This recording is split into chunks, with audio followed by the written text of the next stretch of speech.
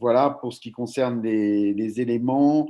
Je regrette de ne pas, enfin qu'on ne puisse pas faire cette journée, qui est pourtant notre 20e journée, comme nous l'avions souhaité, c'est-à-dire à la hauteur de ce que sont les 20 ans de cette initiative débutée en 2001, de mettre en place des journées de santé publique dentaire en France et en francophonie, puisque très vite, nos amis de la francophonie, et on est content d'avoir parmi nous des amis et des confrères et consoeurs d'un peu partout, mais notamment de la francophonie. Il y a un Twitter Live d'ailleurs qui est organisé par une consoeur africaine. Merci bien sûr à tout le comité scientifique, mais et notamment à Benoît et à l'OMS, Benoît Varenne et à l'OMS de nous avoir soutenus dans cette initiative, dont le contexte montre bien que le thème était bien trouvé et qui a été aussi adapté au regard de l'évolution dès le mois de mars.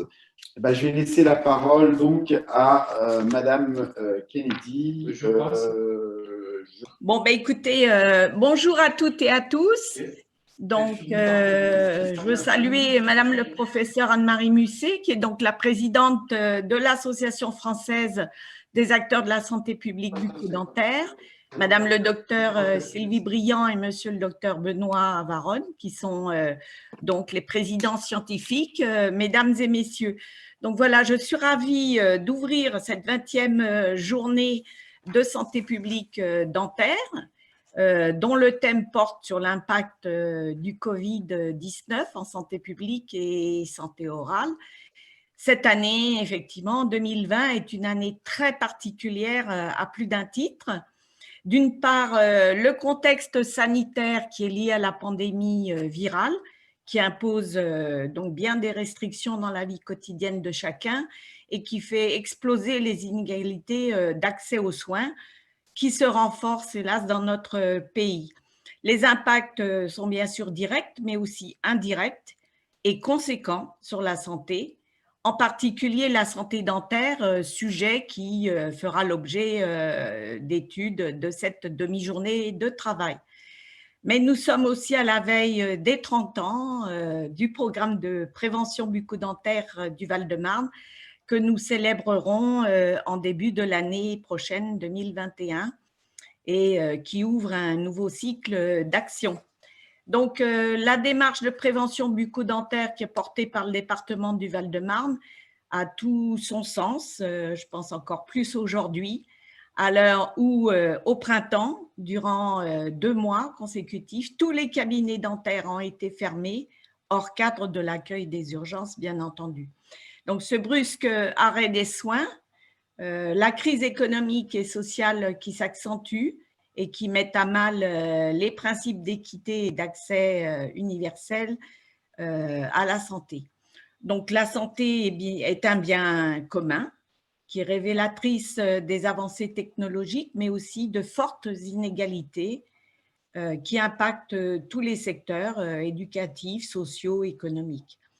La prévention primaire est ainsi nécessaire, essentielle même, et nous le constatons avec cette situation de pandémie.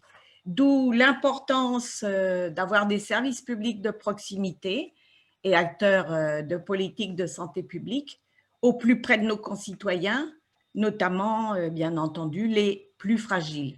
C'est dans ce sens que le service de promotion de la santé bucco-dentaire du département du Val-de-Marne, qui est né d'une volonté politique de notre collectivité, œuvre pour les enfants et les adolescents val-de-marnais en développant de nouveaux partenariats et outils pédagogiques. Je veux saluer l'engagement et le travail de tous les personnels de ce service sous la responsabilité du docteur Salia Dib. Aujourd'hui, la santé publique bucco-dentaire fait face à une crise sans précédent, ce qui doit questionner chacun dans son champ d'expertise sur l'intégration effective de la santé dentaire comme un paramètre important de la santé en général. Notre service départemental de promotion de la santé bucco-dentaire développe son expertise, à la fois pour accompagner les évolutions et les changements nécessaires, en adaptant nos propres actions et en contribuant à une réflexion, je pense, importante et globale, et vision plus globale. Ainsi, ce rôle d'acteur, d'expertise en santé bucco-dentaire et de facilitateur particulier donc au Val-de-Marne a permis de sensibiliser et d'accompagner 2 générations à développer les gestes de prévention du quotidien. Toutes ces actions et réflexions en cours participeront, je le souhaite, je l'espère, à nourrir vos travaux au cours de cet après-midi dense en échange. J'ai vu le programme. Et je tiens à remercier tous les participants et partenaires de cette journée et l'ASPBD, co-organisatrice avec le conseil départemental de cette initiative importante et qui se tient, nous avons tenu à ce qu'elle se tienne, malgré donc la situation et les contraintes sanitaires. Donc, il me reste à vous souhaiter une excellente après-midi d'échange et de travail et de vous remercier pour votre attention. Merci beaucoup, Marie, pour nous avoir permis et nous faciliter cette journée par l'aide aussi constante qu'apporte le conseil départemental à la fois à la SPVD, mais aussi à la santé publique dentaire dans son département. Et au-delà, ça rayonne au-delà, comme on peut le voir. Et je donne la parole maintenant à Anne-Marie Musset, présidente de la SPVD.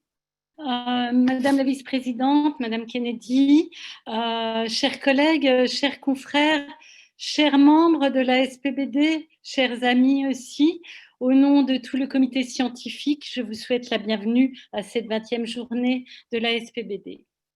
Nous avions préparé une journée exceptionnelle car nous devions fêter notre 20e anniversaire.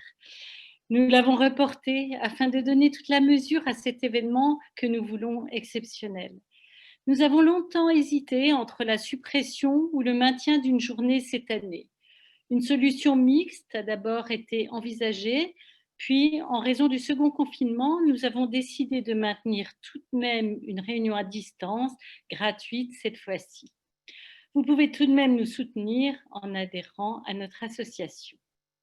En effet, nous n'avons pas voulu annuler purement et simplement cet événement, car nous pensions qu'il y avait probablement un besoin pour tous d'échanger et de faire un point et un retour de l'impact de ce premier confinement sur la santé publique et la santé orale plus particulièrement.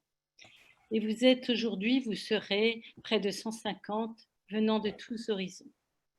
Je remercie Benoît Varenne d'avoir accepté la présidence scientifique de cette journée et je remercie chaleureusement tous les intervenants qui ont accepté de participer aujourd'hui, malgré leurs agendas très chargés en ce temps de crise sanitaire, les contraintes et les difficultés d'organisation. Ils vont communiquer avec vous sur les événements, les diverses réflexions, les inquiétudes et les incertitudes suscitées par cette pandémie. Mais aussi seront évoquées les conséquences, les enseignements et les perspectives pour la santé publique dans un premier temps et pour la santé orale ensuite. Un regard croisé sur la gestion des événements et l'organisation des soins de santé orale des patients en France nous permettra de tirer des leçons et de réfléchir à l'avenir.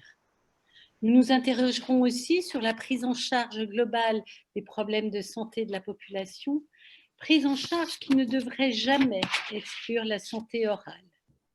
Les conséquences sur l'enseignement et la recherche sont importantes et il faut envisager le futur.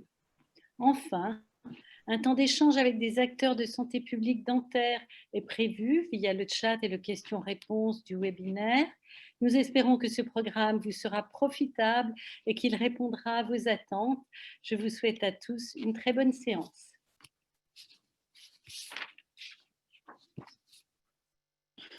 Merci Anne-Marie. Et tu as raison, celles et ceux qui veulent apporter leur soutien, n'hésitez pas à venir rejoindre la SPBD. Tu as bien renouvelé le message en la matière. Et donc aussi merci, tu l'as dit et je le redis, pour nous qui avons travaillé d'arrache-pied à cette séance, à Benoît Varenne qui a été de bout en bout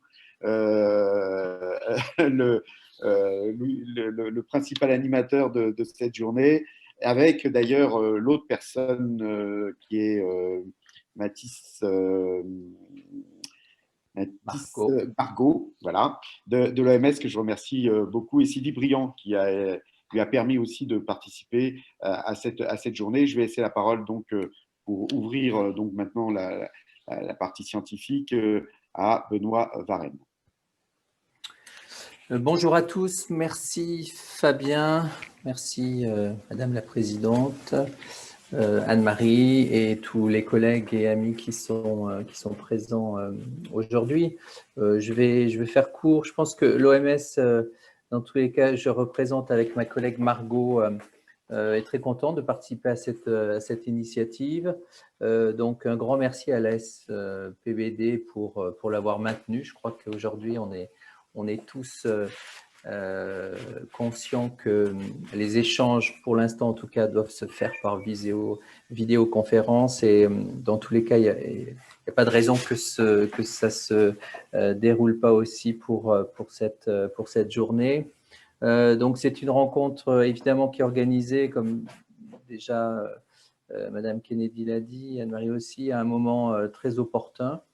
Je crois que, alors que l'Europe est touchée par cette deuxième vague, c'est plus jamais le moment justement d'aborder, de tirer les premières leçons de cette pandémie et de voir un petit peu l'impact au niveau des systèmes de santé et de la santé orale en particulier.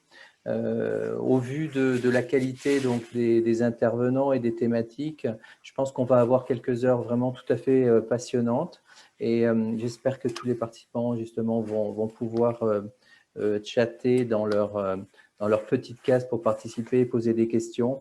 On espère dans tous les cas que ce sera un moment d'échange et d'idées, puisque un des objectifs évidemment c'est d'ores et déjà de penser à l'avenir, à l'après-pandémie Covid, afin de s'assurer justement qu'on ait un système de santé et des stratégies, des politiques de santé publique mieux préparées, plus résilientes, et qui vont prendre en compte évidemment toutes ces inégalités qui ont été aussi mentionnées dans les premières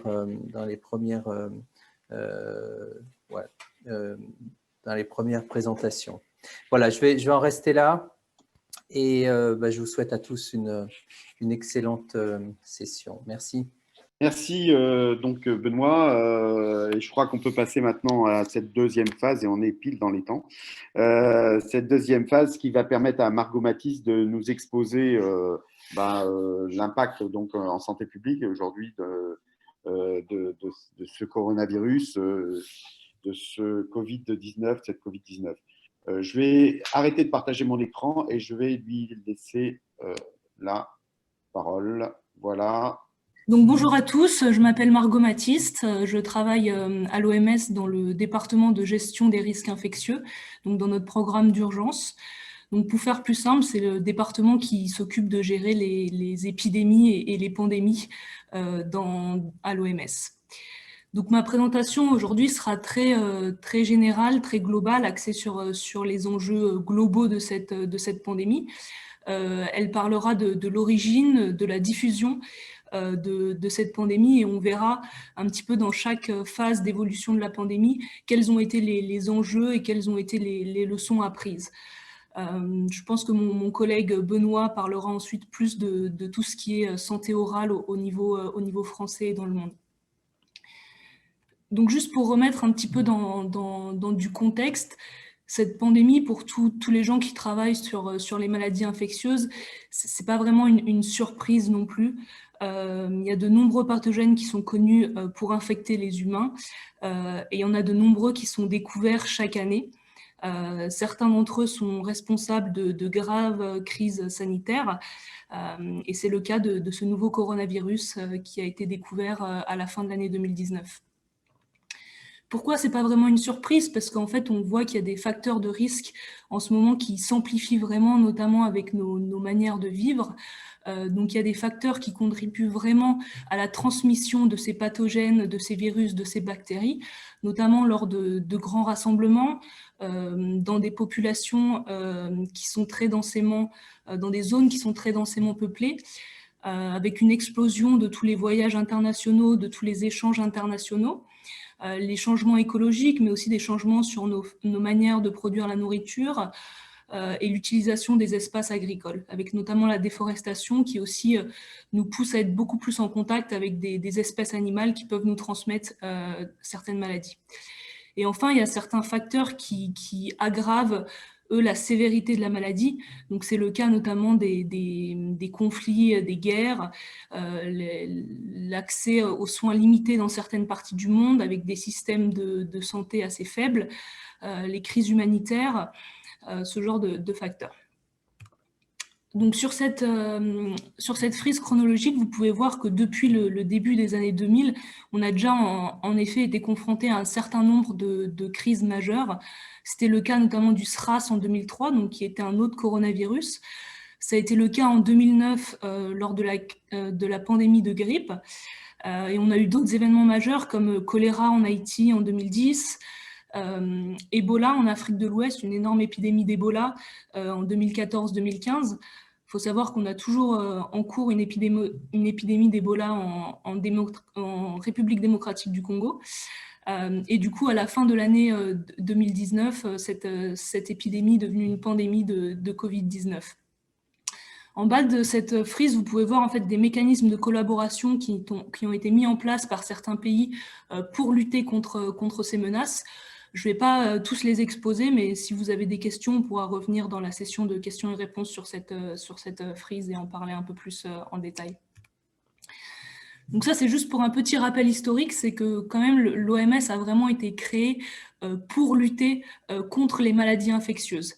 Les États ont vraiment commencé à voir le besoin d'une collaboration entre eux pour lutter contre ces maladies qui ne connaissent pas de frontières. Et ça s'est vraiment développé au 19e siècle, dans les années 1860, avec l'explosion des voyages internationaux, des échanges commerciaux, avec l'invention du bateau à vapeur, tout ça. À l'époque, les maladies concernées, c'était notamment la fièvre jaune, le choléra, la peste, la typhoïde aussi. Et du coup, les États se sont réunis pour la première fois en 1851 à Paris lors d'une convention sanitaire internationale pour établir des règles de coopération pour lutter contre ces pathogènes et ces maladies qui ne connaissent pas de frontières. Et aujourd'hui, à l'heure actuelle, on a toujours un règlement sanitaire international qui régule la coopération entre les pays. Donc, quelle est la situation actuelle? Donc, ça, c'est des chiffres qui datent d'il y a 2 jours. Donc, à l'heure actuelle, on a dépassé les 47 millions de cas dans le monde, avec plus d'1,2 million de décès. Donc, les 5 pays qui rapportent le plus de cas sont les USA, l'Inde, le Brésil, la Russie et la France. Et les pays qui rapportent le plus de décès, c'est les USA, le Brésil, l'Inde, le Mexique et la Grande-Bretagne. Vous pouvez voir ici la courbe épidémiologique de la pandémie, classée par région de l'OMS.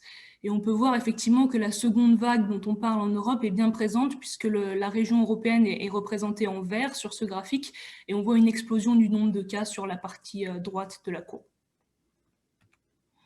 Quelle est la situation en France? Donc en France, à l'heure actuelle, c'est aussi des chiffres d'il y a 2 jours, on a plus d'1,4 million de cas confirmés, avec, on voit très nettement une seconde vague, avec un nombre plus important de cas que lors de la première vague. Et il y a également plus de 37 000 décès liés au coronavirus.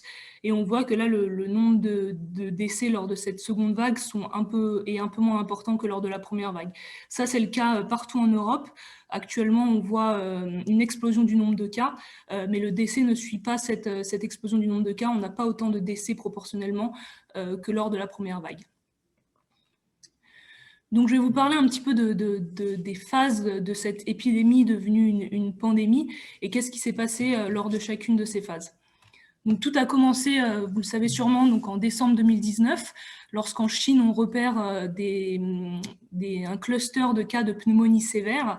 On arrive à relier tous ces cas grâce à des investigations à un marché de poissons dans la province d'Hubei.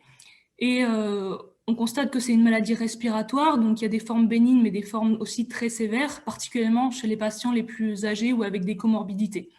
Et le 30 janvier, l'OMS déclare cet événement comme une urgence sanitaire de portée mondiale.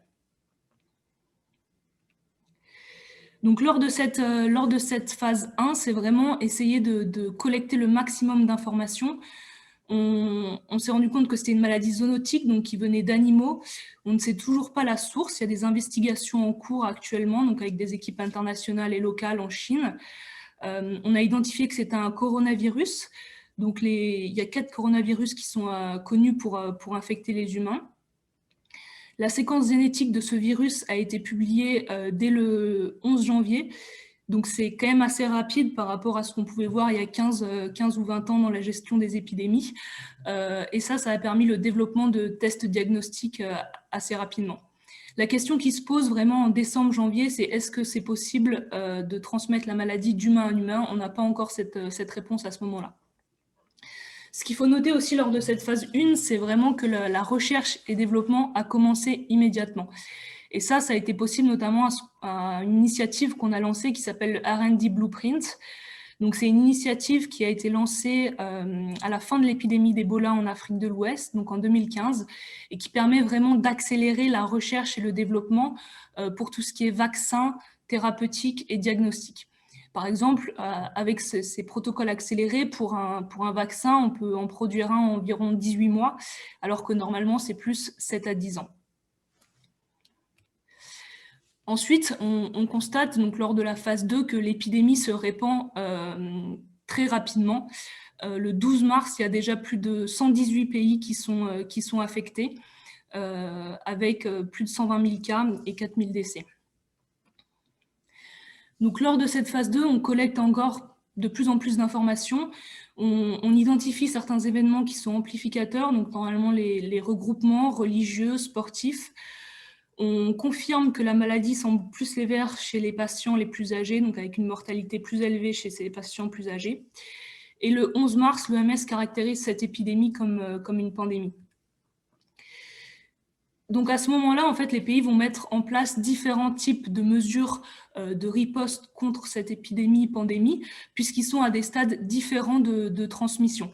On a catégorisé la transmission en 4 scénarios, donc les pays qui n'ont pas de cas, ceux qui ont des cas sporadiques, ceux qui ont des clusters de cas et ceux chez lesquels il y a une transmission communautaire. Donc la transmission communautaire, c'est un peu la plus inquiétante, celle qu'on peut appeler hors de contrôle, puisque l'épidémie se répand dans la population et on n'arrive plus à tracer les chaînes de transmission. Donc, il y a beaucoup de pays qui ont connu cette transmission communautaire. Il y en a certains qui ont réussi à stopper la transmission. Ça a été le cas notamment dans certains pays asiatiques. Il y a beaucoup de pays qui ont pris des mesures assez extrêmes pour lutter contre la transmission. Donc, fermeture des écoles, des magasins, bars, restaurants, fermeture des frontières, confinement, comme c'est le cas en France.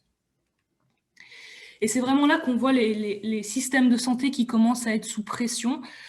Et ça, c'est le cas dans tous les pays, et particulièrement dans les pays qu'on pourrait appeler développés, en Europe, en Amérique du Nord, qui avaient des indicateurs de préparation à ce type d'événements assez élevés, des plans de lutte contre la pandémie, etc.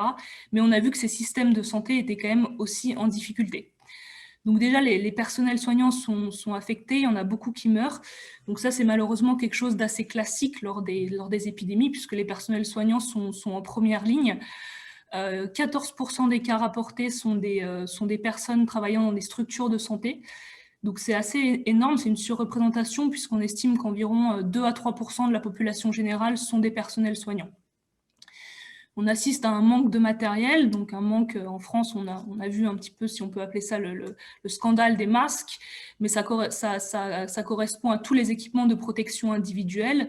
Il y a eu également un manque d'oxygène et de ventilateurs, un manque de tests diagnostiques, et il y a des soins de santé qui ont été annulés et repoussés.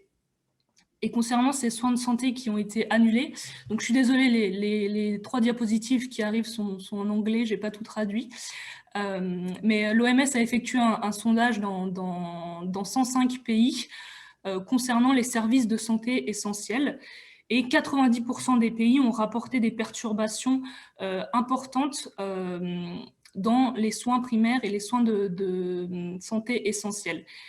On a essayé de suivre environ 25 indicateurs et les pays ont rapporté des perturbations dans plus de 50% de ces indicateurs. Et ce qui va vous intéresser, je pense, c'est cette slide où on peut voir que les services dentaires sont les plus affectés. Il y a 76% des 105 pays qui ont rapporté des perturbations à ce niveau-là, au niveau des services bucco-dentaires. 60% des perturbations partielles et 16% des perturbations sévères, voire totales. Il y a d'autres secteurs qui sont assez touchés. C'est le cas, par exemple, de la vaccination de routine.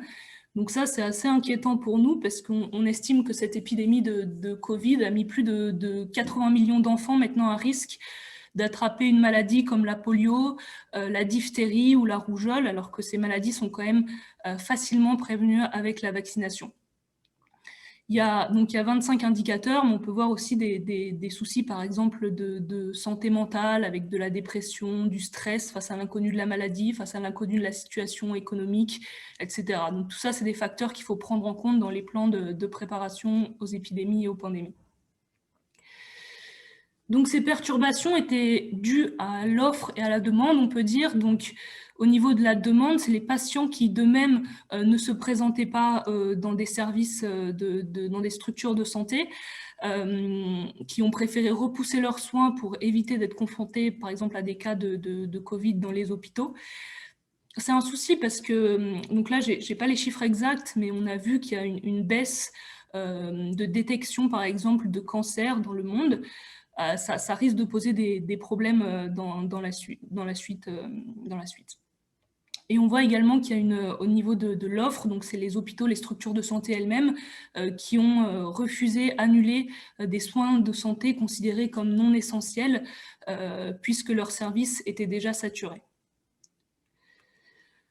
Ensuite, au niveau de la phase 3, donc l'épidémie s'accélère vraiment. La pandémie, s'accélère vraiment et l'épicentre bouge de l'Europe vers les Amériques. Au 1er juillet, on a plus de 10 millions de cas et 500 000 décès et 215 pays ou aires géographiques sont affectés.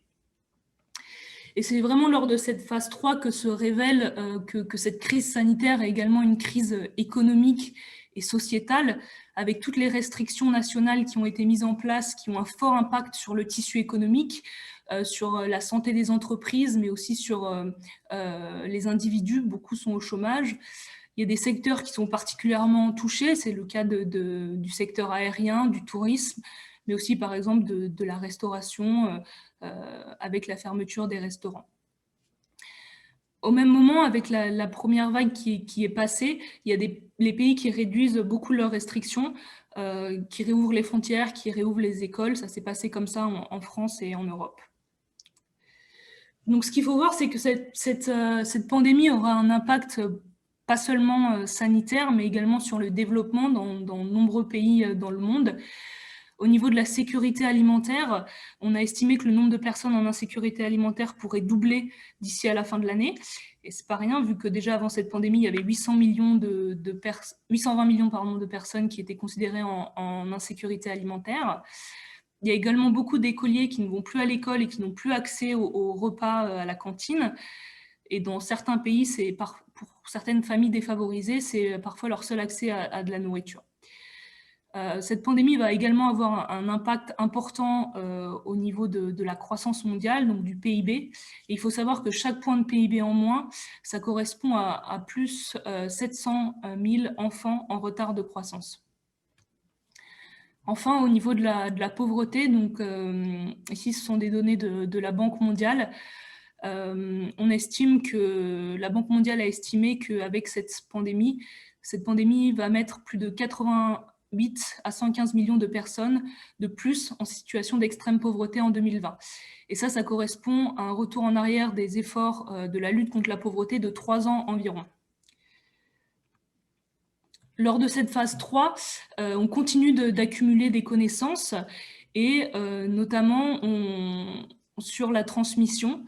Et on en apprend beaucoup sur la transmission dans certains milieux qu'on peut appeler des micro-environnements, comme sur des bateaux, dans des prisons, dans des résidences pour personnes âgées, donc des environnements qui sont confinés. Et on a évalué qu'il y a un risque plus élevé de transmission, donc dans des endroits qui sont bondés, dans des endroits où les gens vont forcément avoir des contacts rapprochés, par exemple au théâtre, au restaurant. Et enfin, dans des endroits qui sont confinés et avec peu ou pas de ventilation. Alors, où est-ce qu'on en est maintenant? Donc, on l'a vu, il y a plus de 47 millions de cas, plus d'1 200 000 décès. La pandémie s'accélère avec une deuxième vague en Europe qu'on voit de nouveau là sur les barres qui sont vertes et une épidémie qui reste soutenue partout dans le monde et notamment dans les Amériques. Un point qu'on voudrait aborder, c'est qu'il est nécessaire vraiment d'être solidaire pour lutter contre cette pandémie qui est mondiale.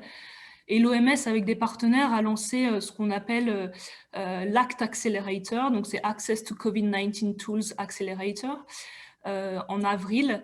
Et c'est un mécanisme de collaboration à l'échelle mondiale pour accélérer le développement, la production et un accès équitable aux vaccins, aux traitements et aux tests de diagnostic.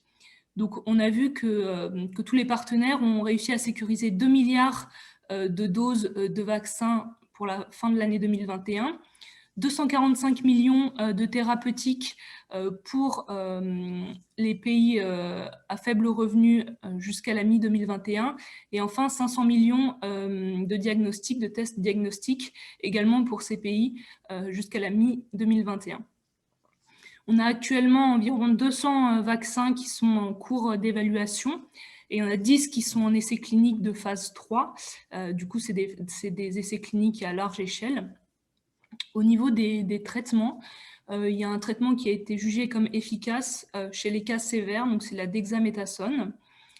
Et enfin, au niveau des tests de diagnostic, on a développé un test antigénique rapide, donc avec des résultats en 30 minutes, qui a également été validé.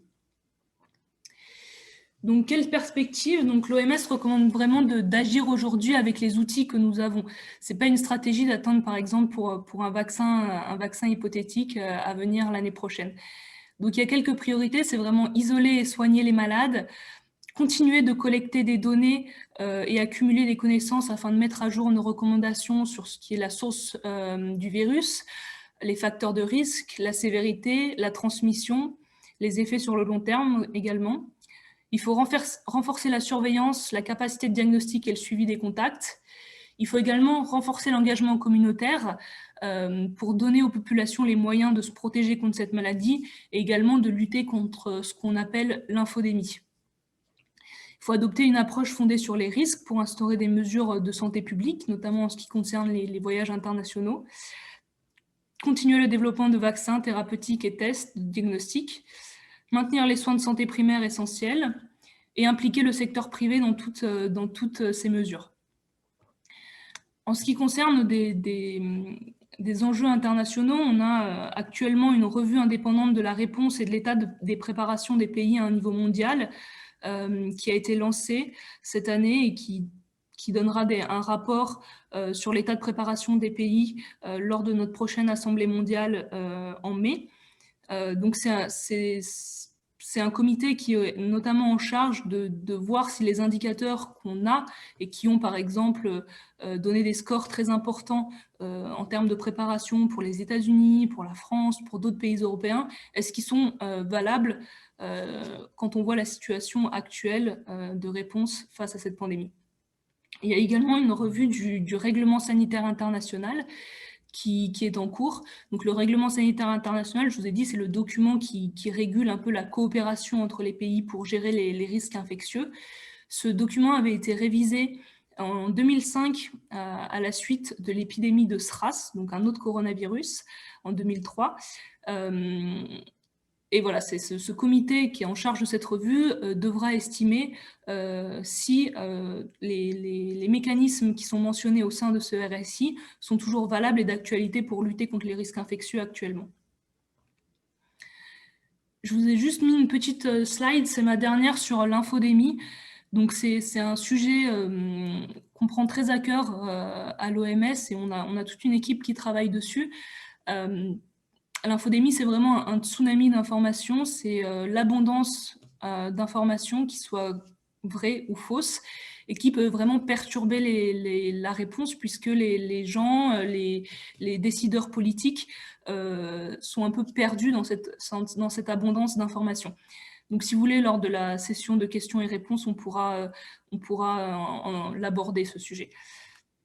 Voilà, je vous remercie pour votre attention. Et je remercie également ma collègue Aïcha qui devrait être en ligne, qui m'a aidé à faire ces slides. Merci beaucoup.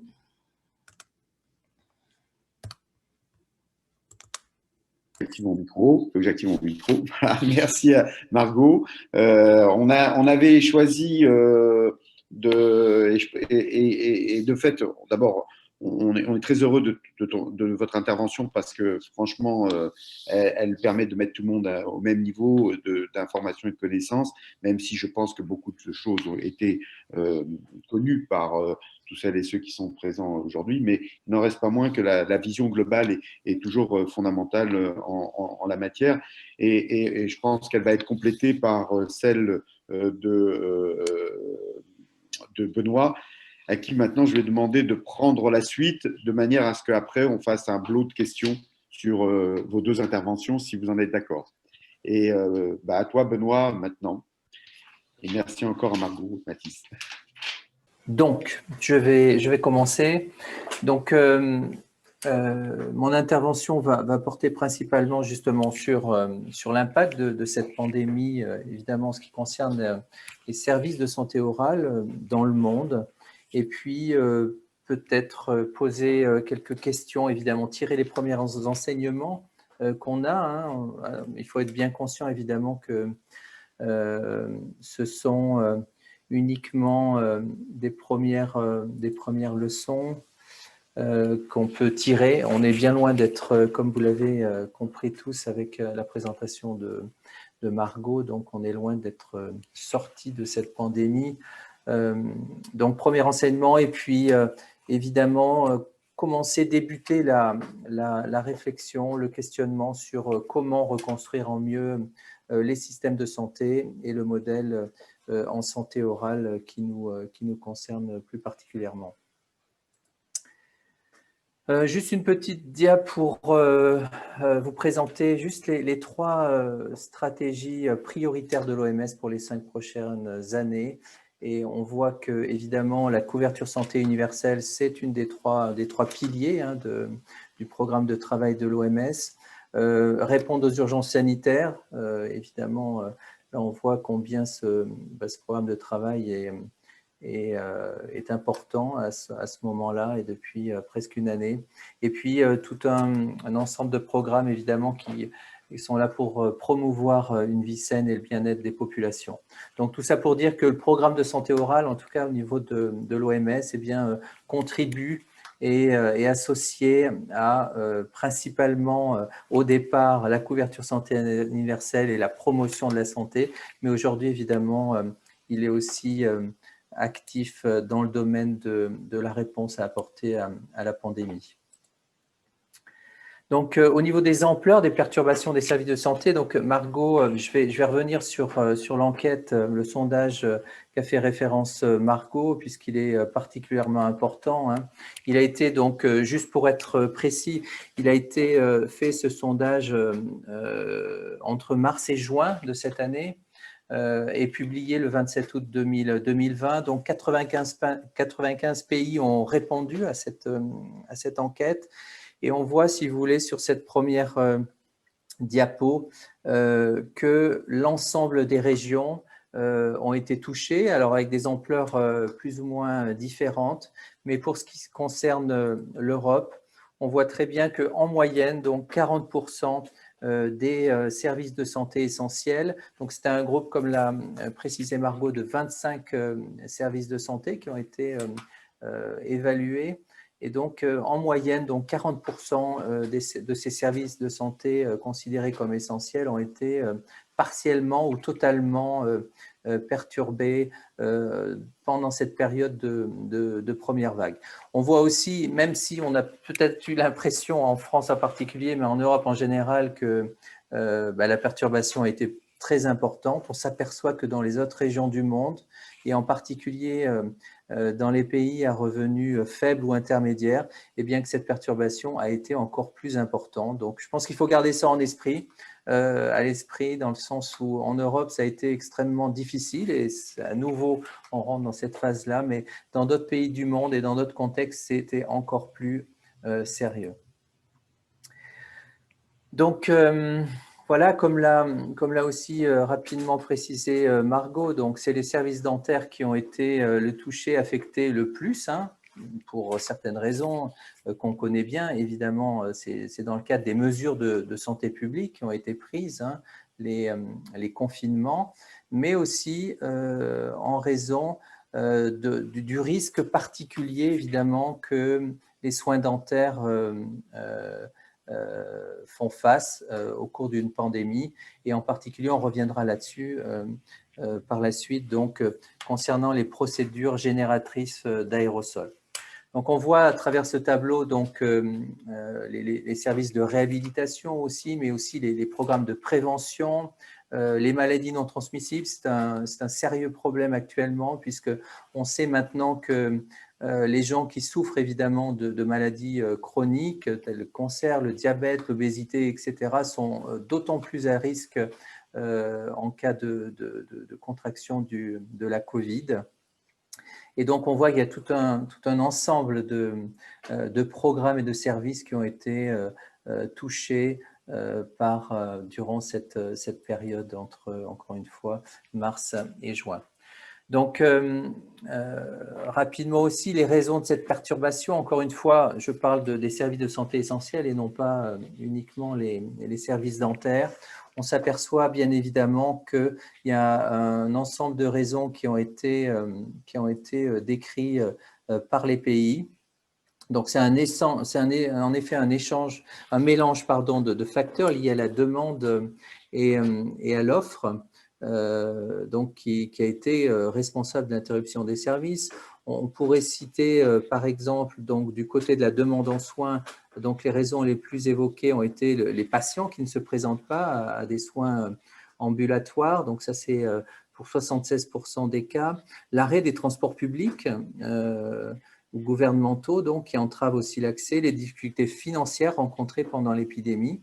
Et du côté de l'offre de soins, je pense que c'est important de notifier parce que c'est aussi, à mon sens, important pour comprendre ce qui s'est passé pour les services dentaires.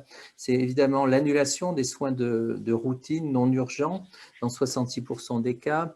Et les soins dentaires, évidemment, rentrent particulièrement bien dans cette catégorie. Les difficultés liées au personnel de santé, il y a eu dans certains pays ce qu'on a appelé des redéploiements de personnel, hein, pour assurer la relève au niveau des services en charge du Covid, ou évidemment des pénuries de personnel pour assurer ces services en conséquence. Il faut évoquer aussi l'indisponibilité des services en raison d'une décision administrative. Donc là encore, les cabinets dentaires ont été pour la plupart du temps touchés, et le manque de fourniture des équipements de protection individuelle qui ont été insuffisants pour les prestataires de soins de santé.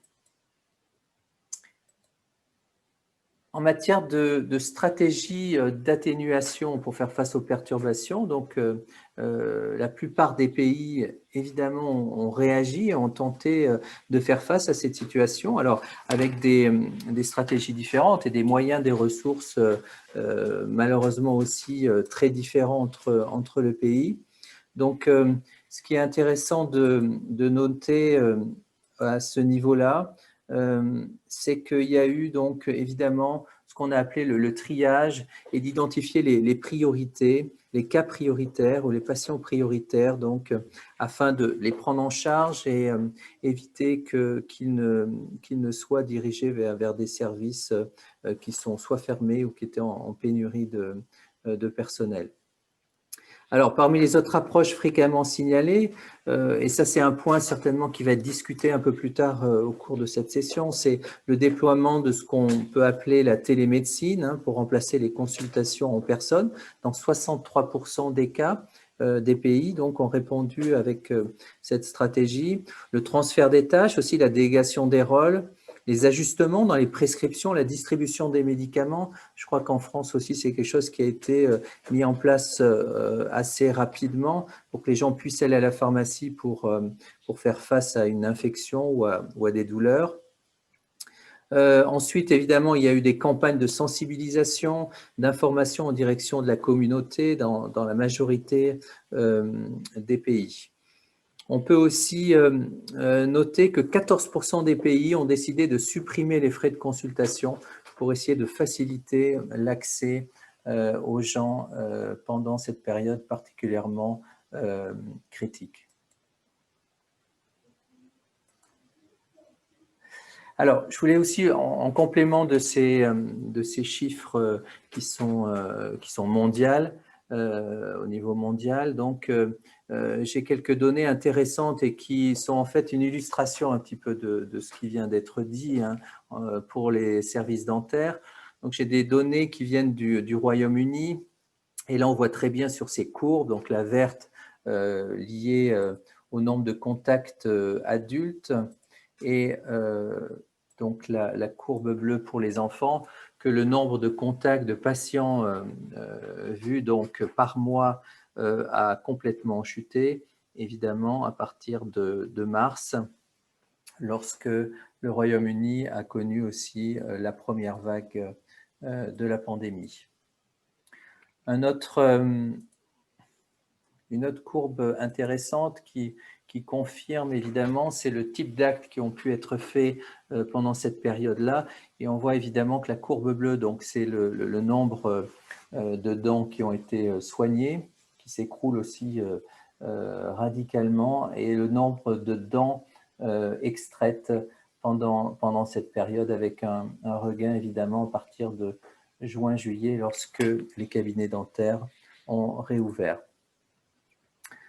La situation en Écosse en particulier, ce qui est intéressant de voir, c'est donc le nombre d'appels qui ont été reçus par le service dentaire des urgences au niveau de ce pays. Et on voit évidemment une nette augmentation donc, du nombre d'appels pour des urgences dentaires pendant le pic et pendant la période du confinement, alors que les appels liés à des soins de routine, évidemment, sont restés quasiment à un niveau très, très faible, en tout cas. Un autre graphe particulièrement intéressant, et ça fait partie des conséquences, évidemment, de la fermeture des cabinets dentaires. On voit donc que la prescription en antibiotiques dentaires a elle aussi presque doublé. Là aussi, c'est au niveau du Royaume-Uni. Pendant cette période, donc vous avez l'amoxicilline, le métronidazole, des autres antibiotiques et le total, donc, qui montre qu'évidemment, face à la fermeture des cabinets dentaires, eh bien, l'accès qui demeurait possible est évidemment la prescription d'antibiotiques. Et on sait que on a de plus en plus d'inquiétudes en matière de résistance des antibiotiques. Donc tout ça pour dire que ça fait partie aussi des problèmes liés à cette pandémie, la surprescription des antibiotiques. Voilà, juste un petit mot sur l'orientation provisoire. La note technique a publié donc l'OMS début août, le 3 août exactement, donc, et qui a fait un peu le buzz dans certains milieux, en particulier auprès de certains pays comme aux États-Unis. Donc cette note intérim, évidemment, elle fait le point, et elle s'adresse non pas à des situations nationales, mais évidemment, mais au niveau mondial, pour conseiller les pays par rapport aux mesures à prendre dans le cadre des soins bucco-dentaires. Donc, il était clairement établi qu'en fonction des niveaux de transmission, hein, mais aussi des recommandations officielles, eh bien, cette note donnait priorité aux cas urgents, demandait aussi d'éviter ou minimiser les actes générant des aérosols, et on reviendra là-dessus, c'est un point extrêmement important, de prioriser évidemment les actes cliniques avec instruments à main et retarder les soins non urgents de routine. Donc, il y a un certain nombre, encore une fois, d'associations dentaires nationales qui ont mal interprété cette note et qui ont considéré que c'était une demande très forte de l'OMS pour maintenir les cliniques dentaires fermées.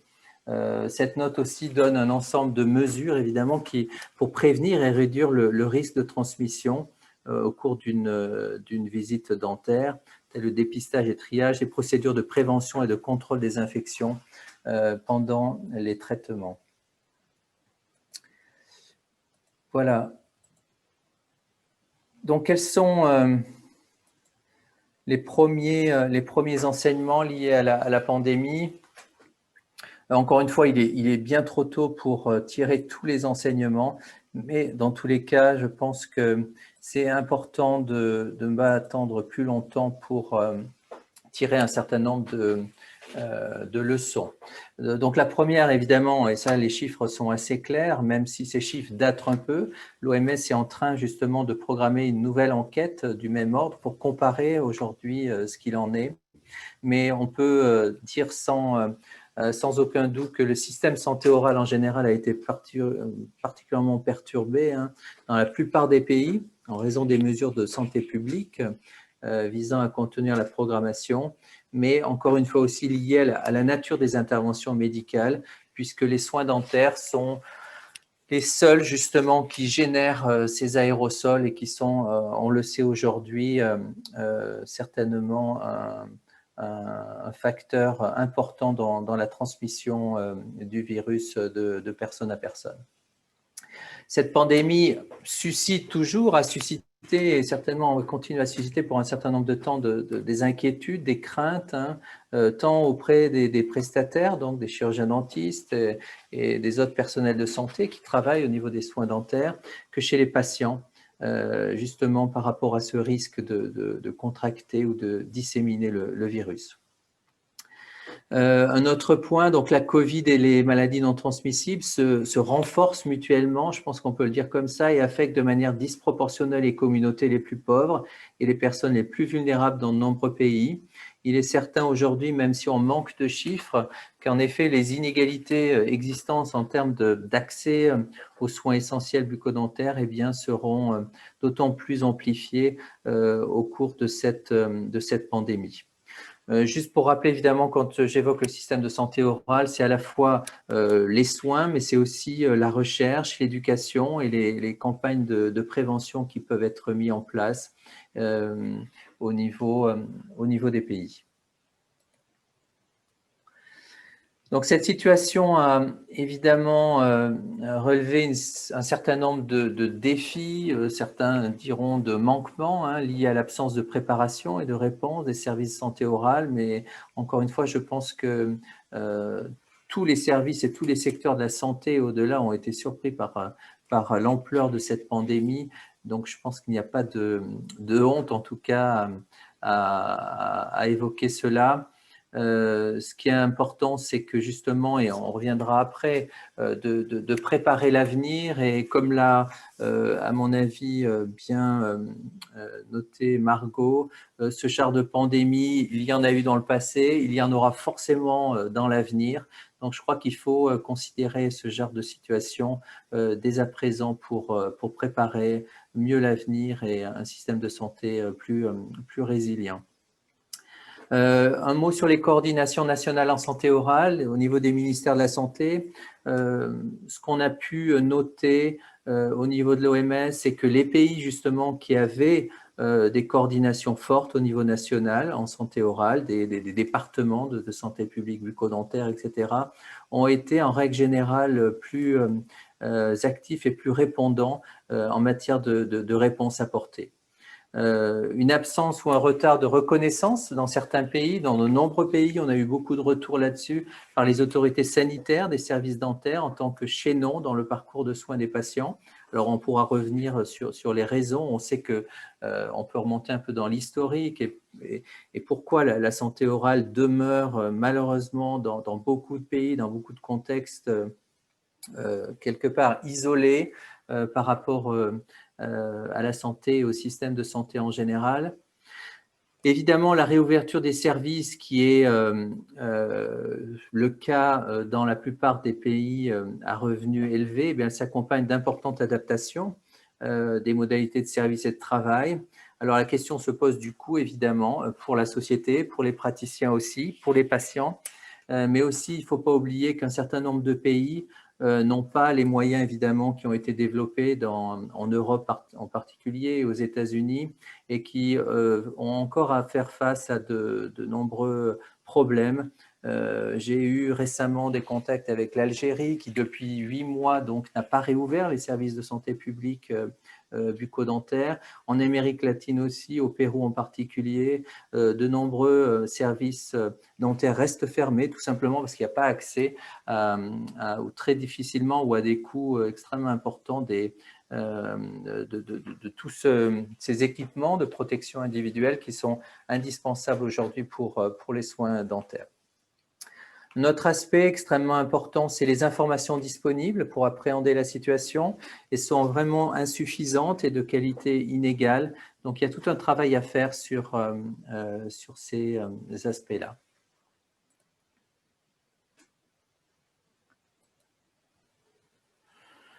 Alors, la dernière partie de ma présentation, c'est comment reconstruire en mieux ce système de santé.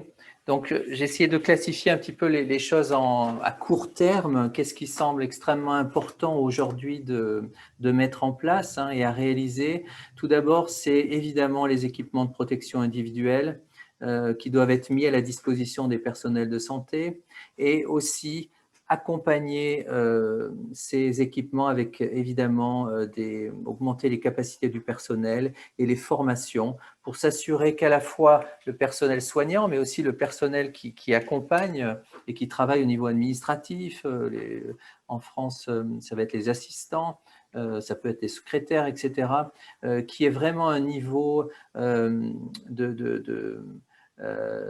connaissance et de comportement en matière de prévention et de contrôle des infections, c'est quelque chose qui est évidemment de toute urgence aujourd'hui.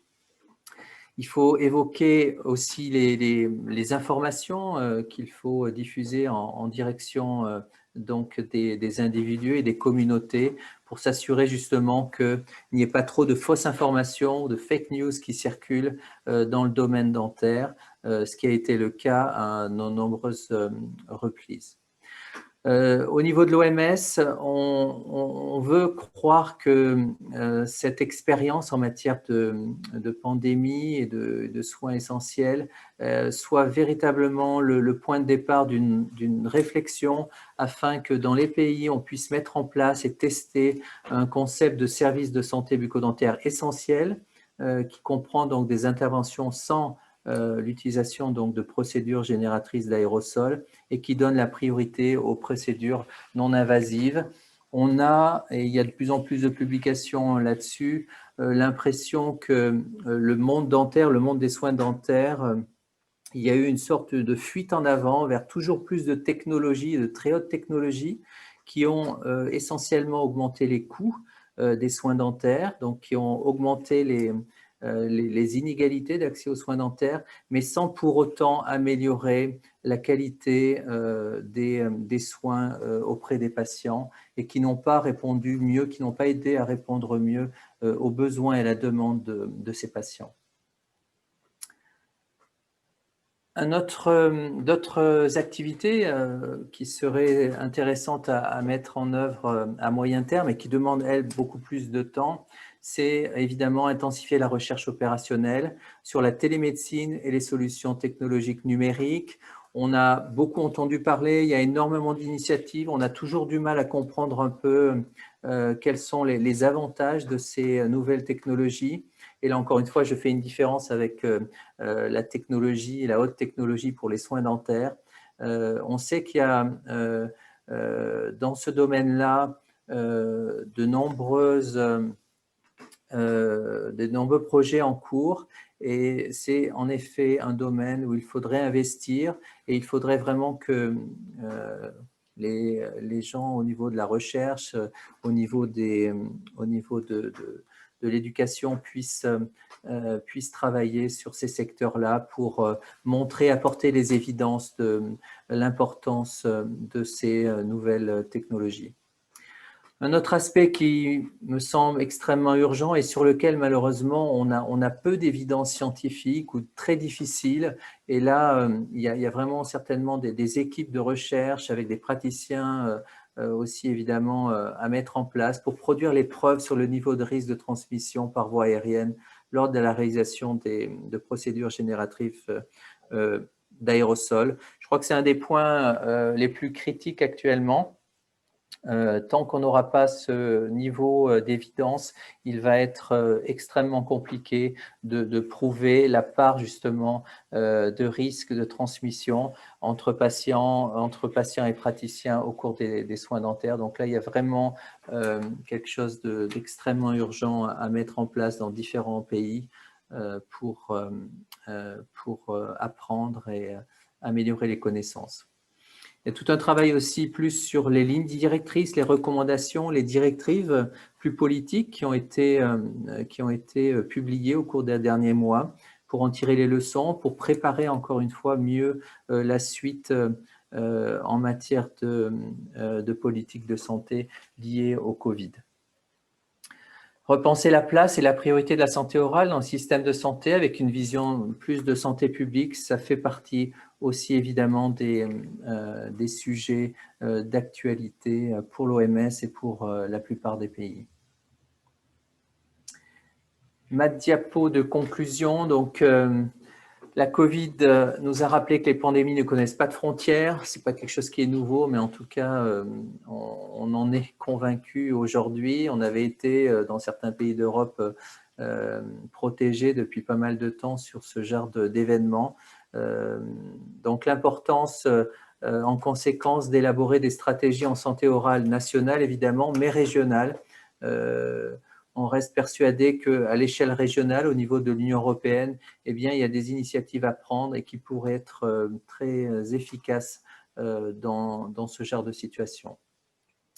Il nous semble important que chaque pays ait une coordination nationale, un département en santé orale qui puisse coordonner, qui puisse faciliter le travail et la planification dans le domaine de la santé orale.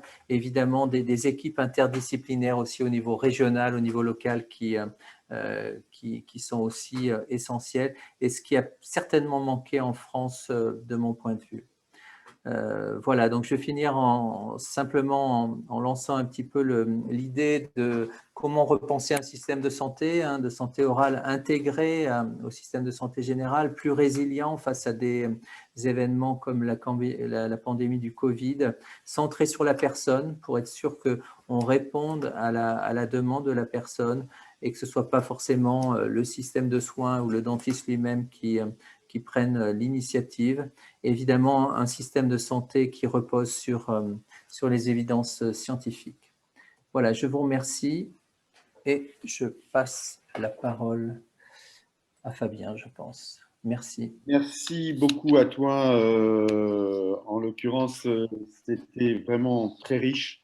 On en discutait puisqu'on est à trois là, avec Jean-Paul et Jérémy, et on se disait que effectivement tes propositions, tes réflexions et ce que vous portez au niveau de secteur oral de l'OMS vont nous aider beaucoup à lancer le débat en France, lancer déjà chez nous. C'est pour ça que ceux qui souhaitent maintenant, on a à peu près 35 minutes, puisque On a gagné 5 minutes dans les interventions. Ça laisse 35 minutes pour pouvoir poser des questions et intervenir aussi à partir de ce qui était dit, sans bien sûr prendre de l'avance sur les prochaines interventions, mais peut-être des questions très directement dans un premier temps à Margot et Benoît. C'est à vous de voir, à vous de demander la parole. Je ne sais pas qui souhaite prendre la parole, intervenir. Ça peut être chez les conférenciers, ça peut être présent, ça peut être… je ne sais pas. Est-ce que Anne-Marie, tu voulais prendre la parole ou je ne sais pas qui. Ouvrez votre micro simplement quand vous voulez prendre la parole. C'est pas facile en salle. À chaque fois, je dis la même chose dans toutes les 19 précédentes journées de santé publique. Et après, on n'arrête plus le flot des questionnements. Donc, je le redis. Bonjour. Bonjour, c'est Paul Allison ici de l'Université McGill à Montréal. Est-ce que vous pouvez m'entendre? Est-ce que je peux poser une question? On t'entend bien, Paul. On t'entend bien et en même temps, on est très heureux de t'entendre. OK, ben merci beaucoup. Merci Fabienne et merci beaucoup Benoît et Margot pour vos présentations. Très intéressant d'avoir cette survol de tout ce qui se passe mondialement puis en Europe. J'aimerais poser la question. Benoît, vous avez parlé assez souvent dans votre présentation la place des soins dentaires dans la place de tous les soins de santé. Comme vous avez dit, on est toujours en train en tout cas nous, dans le domaine de la santé publique, on est toujours en train de lutter pour essayer d'amener ça plus haut dans les listes des priorités des gouvernements. Puis on voit ici avec la pandémie que pour toutes sortes de bonnes raisons que vous avez décrit que bon, les soins dentaires étaient fermés carrément, puis je pense que c'était un peu la même chose partout. Bon, c'est maintenant réouvert. Mais j'aimerais savoir de votre impression, Benoît et Margot aussi, et d'autres, qu'est-ce que vous pensez? Est-ce que cette pandémie a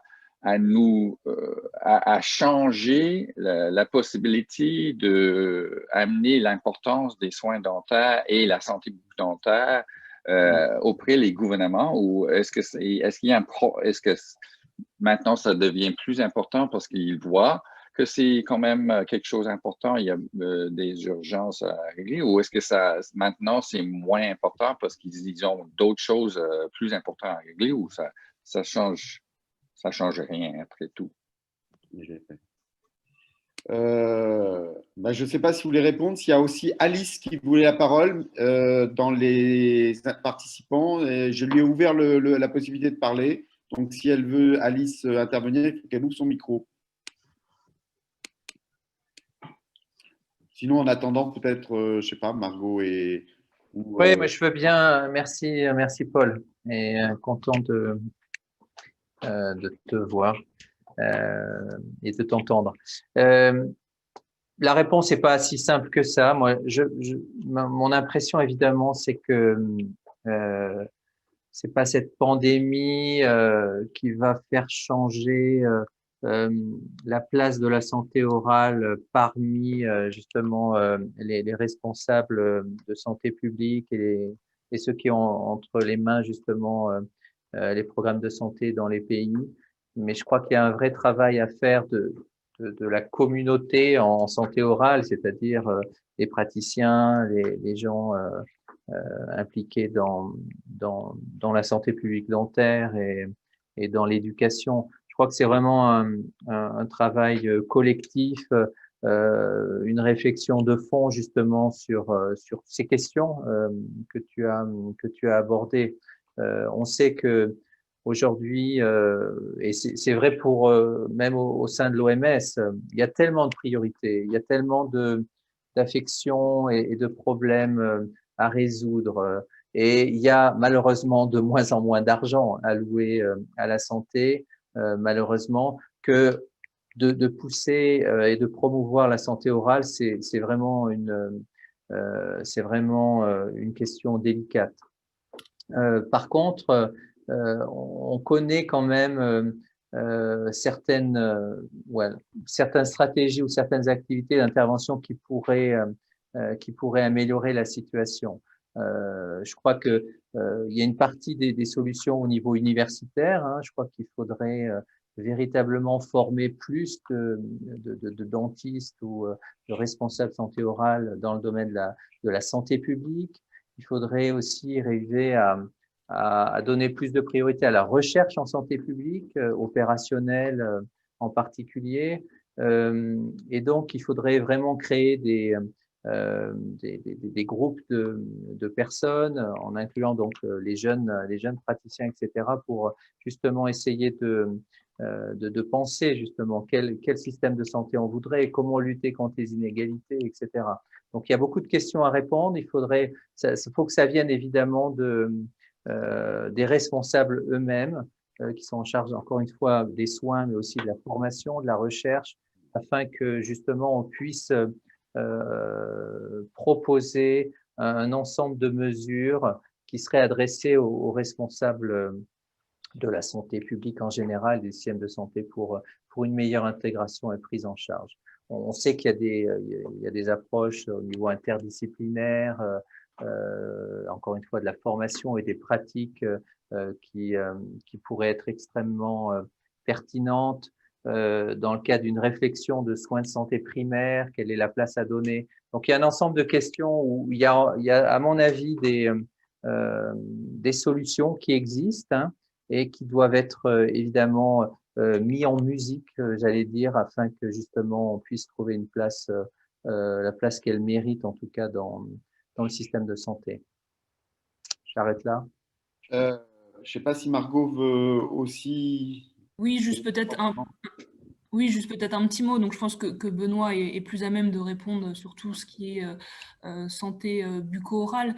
Mais juste moi, d'un point de vue un peu plus global, en tout cas, cette pandémie nous montre qu'on doit vraiment avoir une approche un petit peu holistique, globale, en termes de préparation, parce qu'on voit que c'est une maladie infectieuse, mais qui a un impact sur ensuite énormément de domaines de la santé, donc la santé bucco-orale, mais aussi d'autres domaines qu'on a mentionnés, la santé mentale, etc. Donc ça nous pousse vraiment à revoir nos plans de préparation dans une approche plus globale et holistique. Voilà. Il y a Alice qui a son micro ouvert si elle veut poser une question. Oui, vous m'entendez? Oui, très bien. Ok, merci. Merci de me donner la parole et puis merci pour ces interventions passionnantes. Ce que je voulais poser comme question en fait au départ, et la question évolue, c'était quelles étaient les études citées par Benoît Varenne sur le peu d'intérêt finalement d'augmenter la technologie dans nos pratiques pour améliorer la qualité des soins. Donc, quelles sont ces études? Je ne sais pas s'il peut nous les mettre en référence. Et savoir justement par rapport à ces nouvelles stratégies de mettre un point d'honneur à la prévention primaire, est-ce qu'il y a d'autres pays qui sont plus avancés que nous et qui pourraient nous montrer l'exemple peut-être? Merci Alice. Deux autres questions, je profite, je vous donne plusieurs. Il y a Ariane Ed qui demande est-ce que vous pensez que cette pandémie montre la place que devrait avoir l'éducation pour la santé et la prévention en santé bucco-dentaire et en amont? Et une deuxième question qui est posée par Adrien Diakonov qui dit quelle prescription dentalgique pendant le confinement? Est-ce qu'on sait la nature des prescriptions dentalgiques pendant le confinement? On connaît la quantité dentalgique. On sait en dentaire, il n'y a pas que les antibiotiques. Il peut y avoir aussi une poussée de l'augmentation de la prescription dentalgique. Voilà les trois questions qui vous viennent. Il y a celle d'Alice, Ariane et Adrien. Peut-être d'autres, peut-être dans un premier temps répondre à celle-ci. Okay. Merci Alice pour la question. La référence, à mon avis, et Paul fait partie des auteurs, je crois, même si bon, la référence est beaucoup plus générale, mais c'est les publications du Lancet, donc il y a une année maintenant, et qui font état vraiment de la situation de la santé bucco-dentaire dans le monde en particulier. Et ce qui est important de voir, c'est que, en gros, les chiffres aujourd'hui disponibles, que ce soit de ce qu'on appelle le Global Burden of Disease et d'autres sources aussi, c'est que, en gros, depuis 20 ans, 30 ans, la situation dentaire ne s'est pas améliorée dans le monde. C'est-à-dire qu'on est dans une situation où il n'y a pas eu de changement. Alors, il y a des facteurs démographiques qui expliquent en partie, les populations sont de plus en plus âgées, donc il y a de plus en plus de pathologies cumulées, etc. Mais globalement, toutes les avancées technologiques justement liées au dentaire, si on compare un cabinet dentaire il y a 30 ans et aujourd'hui, je pense que ce serait assez important de voir les différences qu'il y a pu avoir. Et bien, dans ces décennies, on ne peut pas notifier d'amélioration de l'état de santé bucco-dentaire des populations. Donc ça, c'est un premier constat. Ensuite, j'aime bien prendre l'exemple, parce qu'on travaille dessus au niveau de l'OMS, et dans le cadre de la convention de Minamata sur l'amalgame, sur le mercure, on a un matériel, l'amalgame dentaire, donc, qui doit être progressivement retiré pour, évidemment, des raisons environnementales, principalement liées au mercure. Et bien, de s'apercevoir qu'aujourd'hui, en 2020, l'industrie dentaire et les gens qui font de la recherche ne sont pas à même de proposer une alternative à l'amalgame dentaire, une alternative qui soit efficace, qui soit intéressante dans le temps et qui soit surtout abordable financièrement. Je trouve que c'est aussi une autre illustration de la dérive technologique, alors qu'on sait que les firmes travaillent sur des nanotechnologies, sur des matériaux intelligents, etc. On n'est pas capable aujourd'hui de proposer un produit de base qui pourrait aider les 3, milliards d'individus qui souffrent de problèmes dentaires aujourd'hui.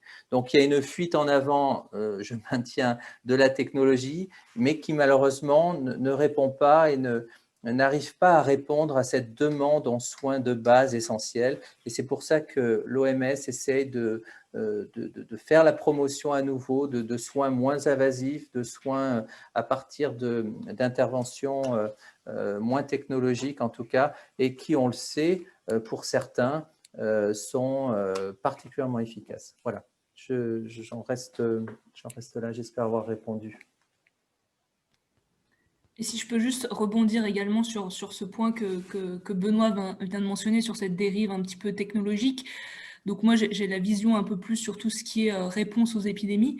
On le voit également, puisque Alice demandait s'il y avait des pays qui étaient un peu plus avancés en termes de santé primaire.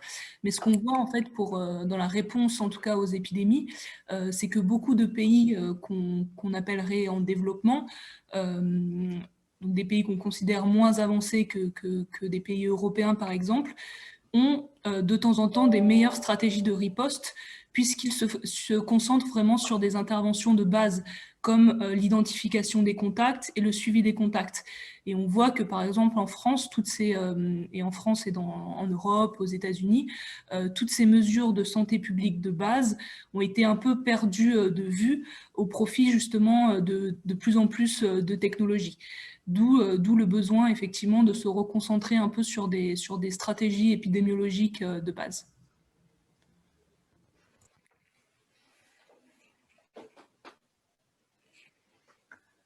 Alors après, il y avait une question, je crois, sur la place un peu de la prévention ou des campagnes d'éducation pour la santé. Rapidement, évidemment que ce genre de stratégie demeure pour l'OMS extrêmement importante, tout en étant conscient, mais ça c'est quelque chose maintenant que les gens, je pense, ont bien établi, c'est-à-dire que c'est pas seulement en augmentant les connaissances qu'ont les gens des moyens de prévention, de soins, etc., qui vont forcément changer de comportement. Donc, on sait qu'en plus des campagnes d'éducation pour la santé, il faudrait essayer véritablement d'être ce qu'on appelle la health literacy, en tout cas de donner tous les moyens, toutes les informations nécessaires aux gens pour qu'eux-mêmes prennent la décision de changement de comportement ou tenter d'adapter leur comportement plus sain, en plus évidemment de la mise en place de politiques à un niveau plus général sur, par exemple, la taxation des produits sucrés ou l'exposition, moins d'exposition auprès des enfants et des adolescents, par exemple, de certains produits, etc., etc. Donc évidemment, la prévention, la promotion demeure la grande priorité, je pense pour tous, et en particulier de la SPBD. Donc oui, bien sûr, il faut renforcer, mais on a vu aussi que pendant la pandémie et pendant les confinements, c'était les campagnes de prévention, etc., ont aussi été touchées et affectées par la situation, même si les nouvelles technologies là, peuvent aider à rentrer en contact avec les gens de notre façon. Merci pour ces réponses. Je suis sûr qu'elles ont apporté déjà un certain nombre d'informations, mais j'ai deux autres questions là qui reviennent. Une de Ala Masmoudi qui dit, le docteur Ala Masmoudi qui dit les différentes mesures gouvernementales de type confinement et restriction de rassemblement dans le cadre de cette pandémie inquiètent pour le secteur de la prévention bucco-dentaire. Je crois que ça rejoint un peu la discussion de tout à l'heure. Et Jean-Claude Guinan de la Côte d'Ivoire, d'Abidjan, dit 14% du personnel de santé contaminé. A-t-on des données spécifiques sur les différentes catégories du personnel de santé, notamment le personnel de santé oral, dans les contaminations, on entend 14% du personnel de santé contaminé en général. Est-ce qu'il y en a eu plus dans le secteur oral ou pas? Alors, je laisserai la parole à Margot pour les sources concernant le pourcentage de personnel de santé affecté. J'ai vu que tu avais mentionné octobre 2020 des sources. Au niveau dentaire, on a peu de données malheureusement, mais même si la FDI par exemple ou d'autres associations dentaires nationales tentent justement de collecter des données. Il y a eu un papier très récent des États-Unis qui a été développé, des informations collectées par l'association américaine dentaire et qui montrait que moins de 1% des chirurgiens dentistes ont été affectés par la Covid au cours des derniers mois. Alors après, ce n'est pas une étude évidemment représentative, hein, c'est extrêmement compliqué de mettre en place ce genre d'enquête, mais c'est vrai que ça fait partie en effet des données qui seraient importantes de collecter pour voir exactement ce qu'il en est dans différents contextes. Malheureusement, les données sont extrêmement rares au moment où on parle. Donc, juste pour compléter au niveau des données, des 14%, c'est des données OMS collectées au niveau des pays. Donc, ça a été fait à un niveau global et on n'a pas le détail par profession. Je vois que dans le chat, il y a Adrien qui a donné une étude qui a été faite par Santé publique France. Donc, vous pourrez peut-être trouver des données un peu plus précises là-dedans. En tout cas, moi, je n'ai pas de chiffres pour la profession des chirurgiens dentistes, en tout cas. Juste sur l'aspect de la prévention, je pense qu'on est tous d'accord que dans tous les domaines, ça serait bien d'insister plus sur la prévention.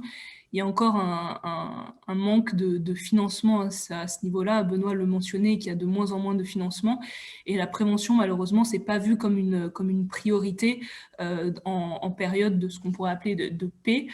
Et ensuite, il y a beaucoup d'argent, par contre, qui circule pour lutter une fois qu'une urgence sanitaire est déclarée.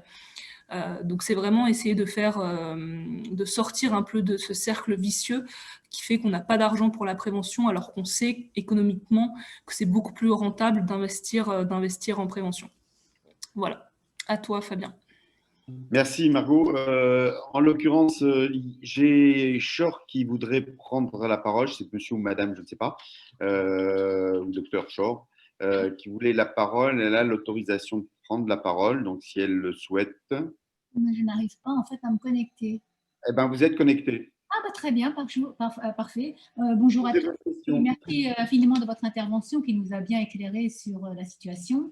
Je voulais savoir si un praticien qui, lors de son réalisation, emporte un FP2 qui est périmé depuis 8 ans ou plus de 4 ans, est-ce qu'il est efficacement protégé? Je pense bien sûr à la Covid et puis d'autres virus à contamination aérienne, quoi. Je ne sais pas si vous m'entendez. Si, on vous entend très bien. Je vais laisser la parole. Peut-être s'il y a une ou deux autres questions. Pour l'instant, je n'ai pas de demande spécifiquement. Je rajouterai pour ce qui me concerne une autre, si je puis dire, une autre question qui est en fait, j'ai le sentiment que si nous n'étions pas préparés à cette pandémie, il n'en reste pas moins que d'une manière générale, en prévention, puisqu'on a vu le taux de personnes qui ne se sont pas vaccinées, même quand les vaccinations sont routinières, de routine, c'était un nombre, je crois, qui est autour de 74%, si je me rappelle bien le chiffre que vous nous aviez donné. Et je me dis, est-ce que c'est l'OMS? Est-ce que c'est par pays? Est-ce que c'est dans notre secteur de la santé bucco-dentaire, en tout cas, que dans le cadre d'une pandémie, finalement, on est pris au dépourvu et la prévention, finalement, ne trouve pas sa place parallèlement aux autres problématiques ou à la problématique majeure qui est la pandémie, en l'occurrence. Voilà, en tout cas, c'est quelque chose qui m'interroge beaucoup. Et je pense, nous, en dentaire en particulier, c'est clair que cette pandémie va entraîner une accélération du nombre de caries et de situations de mauvaise santé bucco-dentaire au regard de la rapidité où ça se passe chez nous, et en plus irréversible, puisqu'on sait qu'une fois que les dents sont cariées, à part les soigner, on ne peut pas revenir en arrière. Ça ne se soigne que par le traitement. Voilà, au moins deux questions. Alors, je dis Margot, bien sûr Benoît, mais si un autre conférencier veut apporter une contribution ou tout simplement rebondir, il ne faut pas hésiter. Qui? Benoît? Rapidement, je pense qu'il y avait une pointe de provocation du docteur sur son FFP2 qui a 7 ans, 8 ans d'utilisation sans a priori le changer. Alors, je ne suis pas un spécialiste de la prévention et du contrôle des infections, mais je pense qu'il est temps de le changer. En effet, dans la note, on donne un certain nombre d'éléments, mais il y a beaucoup de documents techniques qui ont été produits par l'OMS au cours des 6-7 derniers mois. Il y en a vraiment des dizaines et des dizaines, et il y en a un certain nombre sur justement la qualité de filtration des masques en particulier. Donc, je vous invite, on pourra laisser peut-être le lien. Tous les documents techniques ont été traduits dans toutes les langues, donc vous pouvez aussi le trouver en français. C'est vraiment une base de sources de données extrêmement intéressante. Voilà ce que je peux dire à ce niveau-là.